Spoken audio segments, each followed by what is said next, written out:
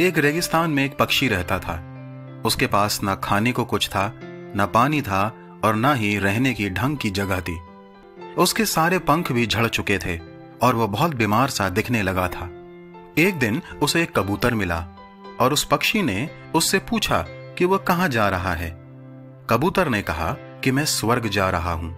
उस पक्षी ने उससे कहा कि जरा पूछ कर आना कि मुझे इन कष्टों से छुटकारा कब मिलेगा। कबूतर ने कहा ठीक है।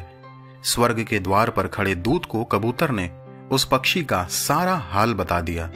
दूत ने कहा उस पक्षी को और 7 साल तक कष्ट झेलने हैं, लेकिन उससे कहना कि वो हर समय हे प्रभु सब बातों के लिए तेरा धन्यवाद हो कहता रहे। कबूतर ने आकर उस पक्षी को सारी बात बता दी और चला गया। 1 सप्ताह के बाद कबूतर जब उस रेगिस्तान से जहां वह पक्षी रहा करता था गुजरा तो उसने देखा कि पक्षी के सारे पंख आ चुके हैं।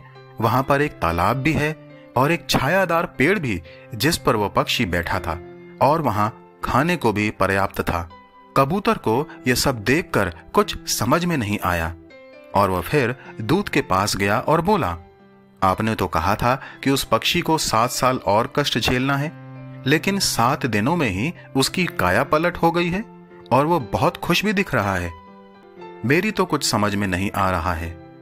दूत ने कहा, हाँ ये सच है कि उसको 7 साल और कष्ट झेलना था, लेकिन वह हर समय और हर परिस्थिति में बार बार हे प्रभु सब बातों के लिए तेरा धन्यवाद हो कहता रहा। जब वह गर्म रेत में गिरा तो उसने धन्यवाद दिया। जब वह उड़ नहीं पा रहा था तो उसने धन्यवाद दिया। जब उसके पास खाने और पीने को कुछ न था तो उसने धन्यवाद दिया। इसलिए उसके 7 वर्ष के कष्ट 7 दिन में बदल गए। इस कहानी से हम यही सीखते हैं कि हमें भी हर समय और हर परिस्थिति में परमेश्वर पिता का धन्यवाद देना चाहिए। अक्सर हम अपने कष्टों और परेशानियों को देखकर बड़बड़ाने लगते हैं और शिकायतें करते हैं और कुढ़ते हैं, लेकिन हमें यह बात सोचनी चाहिए कि वर्तमान में जिस समय से होकर हम गुजर रहे हैं परिस्थितियां उससे भी भयंकर हो सकती थीं।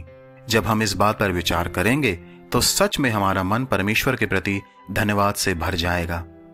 बाइबल भी 1 थिस्सलुनीकियों 5:18 में कहती है, हर बात में धन्यवाद करो क्योंकि तुम्हारे लिए मसीह यीशु में परमेश्वर की यही इच्छा है। क्या आज से हम सब ऐसा करना आरंभ करेंगे?